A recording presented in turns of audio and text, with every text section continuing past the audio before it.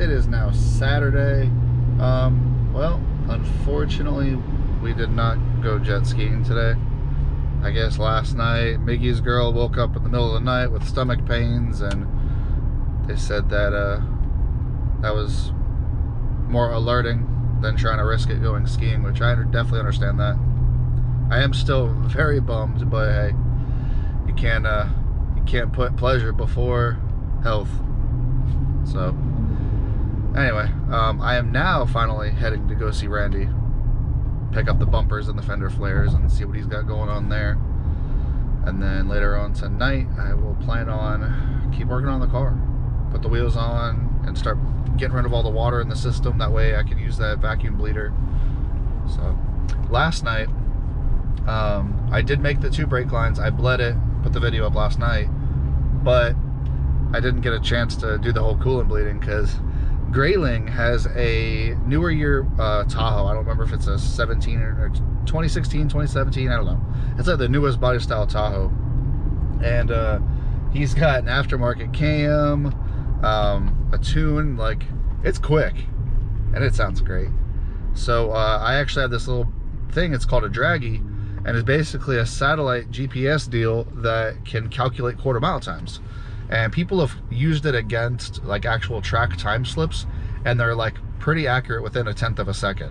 So last night he's like, yo, you know, let's go get some Taco Bell, because he was actually there with me when I was making the brake lines. I just bled everything after he left. And he's like, yo, let's go take the Dragy and let's see how fast the Tahoe is. I was like, I'm down. I would love to find this out. And the thing ended up running, if I remember correctly, it was like a 14.4 at 97 miles an hour, which for like a 6,000 pound SUV, that's moving. I'll put the screenshot of the pass right here, but unfortunately I didn't take a video. So anyway, but yeah, we're gonna go see Randy. I'm actually pulling into a car wash to get my truck washed because it's been a long time.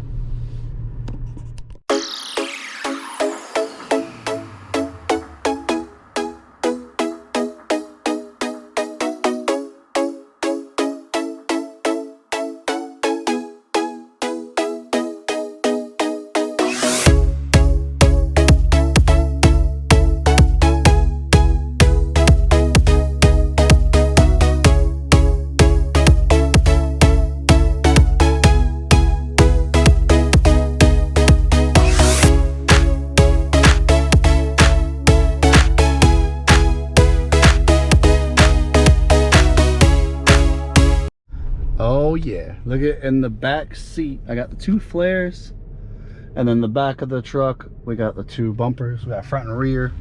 I am just now leaving Randy's.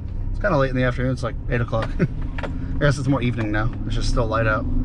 But we just hung out. He was cooking some bomb-ass burgers, so good. That man's a good cook. Picked up everything, hung out for a little while. Didn't want to touch the camera because that makes things weird half the time. So is also talking to the camera by myself. That's kind of weird too, but hey, it is what it is.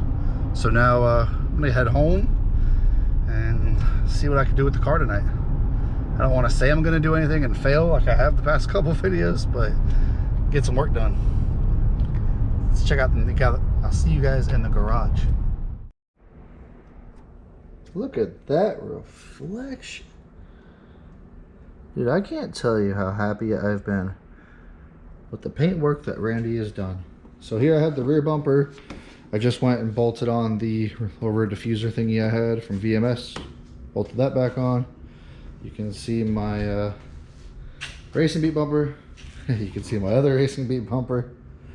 So one thing that's kind of kicking my ass right now is when I did most of the fab, or all the fab work, everything on the car, I was using this bumper.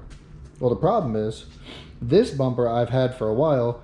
It was really poorly, it was really bad messed up, and it had to get some fiberglass work done. So I actually had the fiberglass work done before, like I had the fiberglass work done and then straight to Randy. So I honestly never fit this one on the car. I'm running into small issues like hitting the bracket for the oil cooler, the trans cooler. So I'm just having to adjust some things. I have to cut more of the opening on the sides for the intercooler, for the end tanks, but it shouldn't be that bad. It's more fine tuning some stuff. But it's kind of cool. This bumper actually has the Racing Beat lettering on it, and this one never did. So I don't know if it is a legit one or a fake one, but I'm not sure. This one, I'm pretty sure it's a real one. So I got those. I got the rear fender flare right there, and then I also got the rear fender flare right here. So there, I'm just gonna put them away for now, just because I don't want them to get scratched or anything, and I don't want to put the back bumper on because I'm still working on the cooling system in the back. So that's that. I am super happy with that though. Like, this man is absolutely nuts. Came out great. Alrighty, I finally did it. I tied up the electrical wire. So the wheel well is finished on this side. And same with this side. I have the wire loom secured there, and there. Everything over here is secured. So now this wheel well is also good. I secured the wheel speed sensor to the controller in there. So as you can see here, that's the speed sensor for the front. And basically it triggers off the back of each wheel stud, just like that. So, cool. So now I just need to finish bleed the front and put the wheels on it and drop it down. So unfortunately, I cannot bleed the fronts alone. I used the machine the best I could, but because the nipples are so much smaller on the Wilwood calipers, like the rear 1/6 calipers, they use an 8mm wrench for the bleeders. These use a 1/4 inch wrench, and they're just much smaller in general to where I can't fit the tool over it. So hopefully I can have Miggy or somebody, one of my friends, come over, help me finish bleed the whole car, and then I'll be good. Bolt the wheel on the front, and then I'm gonna try to do the whole coolant bleeding process. I'm not gonna do it tonight. Kind of pooped.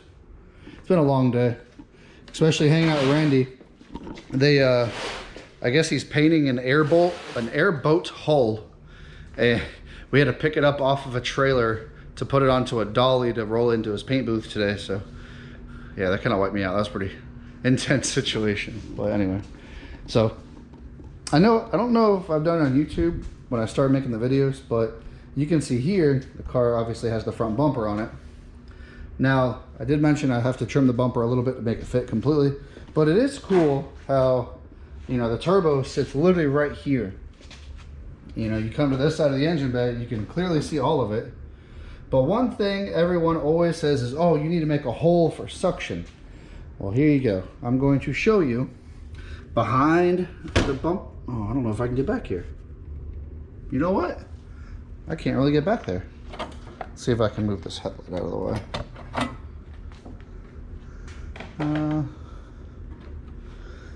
You know, I don't think I can get back there.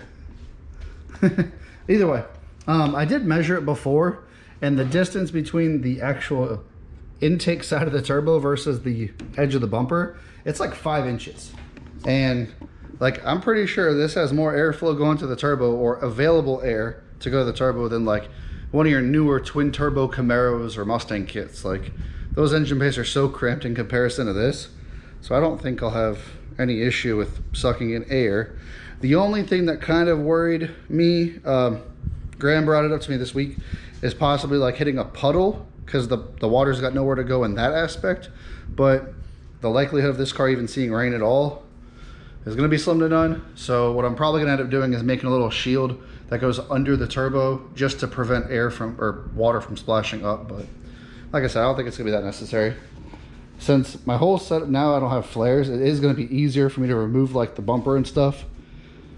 So that's something I can always make later on. But yeah, 2 green Racing Beats. That's a extremely rare combination. So anyhow, I'm gonna go put away the body panels for the night. That way they don't get dinged or destroyed or anything like that. Stay protected and stay clean. So anyhow, that's it for me for tonight and this weekend. Probably I'll probably end up working on the car during the week. The fuel tech's supposed to arrive on Tuesday. I have not even heard if the air shifter has even shipped. So somehow I don't think that company's actually working through the whole COVID-19 thing. So Kind of sucks, but again, that's not something that's crucial to where it's going to prevent me from forward progress on the car anyway, so not that big of a deal. So anyway, stay building, guys. I'll catch you in the next one.